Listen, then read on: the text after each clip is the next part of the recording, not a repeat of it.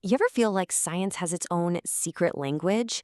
You know, a hidden code that describes how the entire world is put together? Well, guess what? Today, we're cracking that code.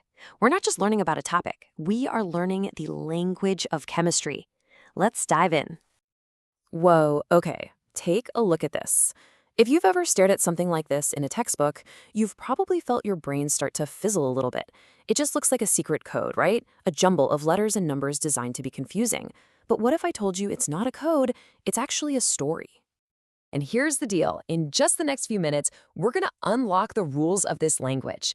And by the time we're done, you'll be able to look at that exact same formula and read it. Like a pro. You'll actually understand the story it's trying to tell. All right, so where do we start? Well, every language starts with an alphabet, and in chemistry, our letters are called symbols. This is the absolute foundation, the bedrock for everything else we're going to talk about. So, what is a symbol, really? It's the chemical alphabet. Think about it like this. The letter A isn't just a shape, it represents a sound. It's the same deal here.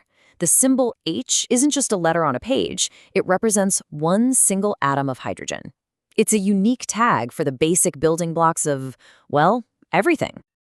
You know, we haven't always had the simple system we use today. Way back when, early chemists like John Dalton were basically using hieroglyphs. A circle meant oxygen, a circle with a dot in it meant hydrogen. I mean, it's cool to look at, but you can imagine it got pretty complicated pretty fast. But then, along comes a chemist named Jacob Berzelius, and he has this brilliant idea. He proposed a much, much simpler solution. He was like, hey, why don't we just use letters from the element's name?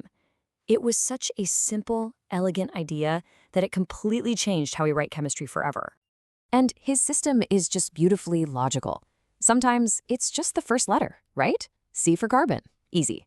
But then what happens when you have another element that starts with C, like calcium? No problem. We just use the first two letters, Ca. And for some elements, we go back to their historical Latin names. That's why copper is Cu, from the Latin word cuprum. Makes sense. Okay, so we've got our alphabet. But an alphabet by itself doesn't make a language, does it? You can't just throw letters on a page. You need grammar. You need rules that tell us how these letters combine to form words. In chemistry, that grammar is called valency. So how does an atom of carbon know how to connect with an atom of oxygen? Do they just bump into each other and randomly stick together? Not at all. There's a very specific rule that tells them what to do. And that rule is valency. You can think of it as an element's combining power. It tells you how many chemical bonds an atom can form. And we actually measure this using hydrogen as the standard.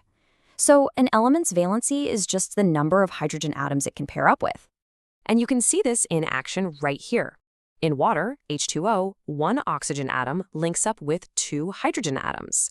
That means oxygen has a valency of 2.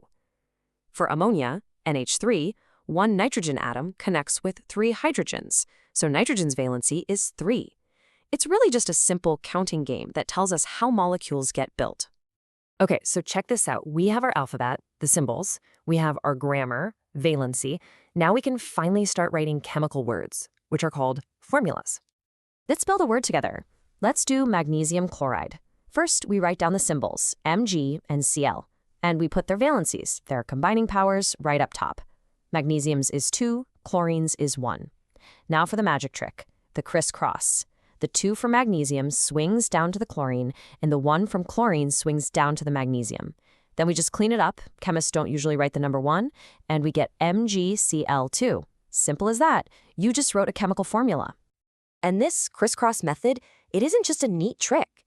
It's a really powerful tool that makes sure our chemical words are spelled correctly.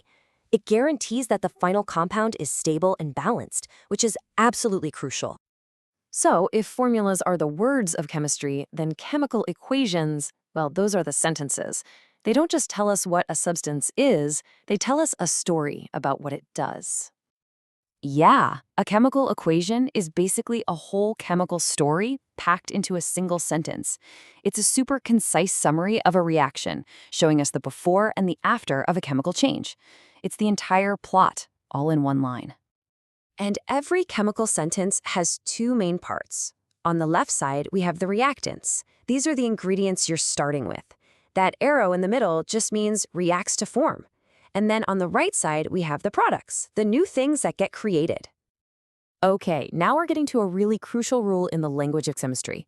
This is a fundamental law that governs every single chemical reaction in the universe, the law of balancing equations. Look at the equation on the left here. We start with one hydrogen atom on the reactant side, but we somehow end up with two on the product side. Wait a minute, where did that extra hydrogen come from? It's like a character just appearing out of nowhere in a story. This equation is unbalanced, and in chemistry, that is a major plot hole. And here's why that plot hole is such a big deal. This is the golden rule of chemistry, the law of conservation of matter. You can't just create or destroy atoms in a chemical reaction. You can only rearrange them. It's like shuffling a deck of cards. The cards you start with have to be the same cards you end with. This means that whatever you start with, you have to end with. The total mass of your reactants must equal the total mass of your products. The scales have to be perfectly balanced. This isn't just a theory, it's a fundamental law of the universe. So to make our chemical stories make sense and obey this universal law, we have to balance them. We adjust the number of molecules until the atom count for every single element is identical on both sides of that arrow. The story has to add up. So let's bring it all home. Remember that gibberish from the very beginning? NH42SO4? You've cracked the code now. You know that NH4 is a group of atoms called ammonium, and SO4 is another group called sulfate. And that little 2 outside the parentheses, that's the key to the whole story. It's telling you that it takes 2 of those ammonium groups to perfectly balance the needs of one sulfate group. See? It's not gibberish anymore. It's a precise, elegant chemical statement that you can actually read. You've just learned the alphabet, the grammar, and the sentence structure of the language of chemistry. You can now read the stories that molecules tell, and the world around you is a massive library filled with these stories, just waiting to be read. So the real question is, now that you have the key, what secrets of the universe will you unlock next?